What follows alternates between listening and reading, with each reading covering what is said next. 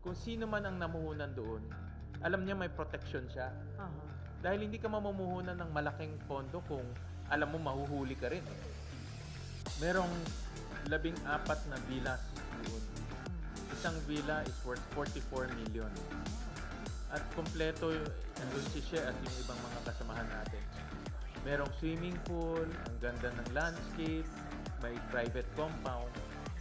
At yung villa na pinuntahan namin, doon nakatira yung mastermind.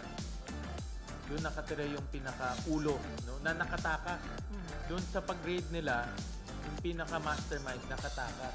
Yung second in command nahuli, pero yung mastermind nakatakas dahil natuklasan namin na meron palang mga tunnel sa ilalim.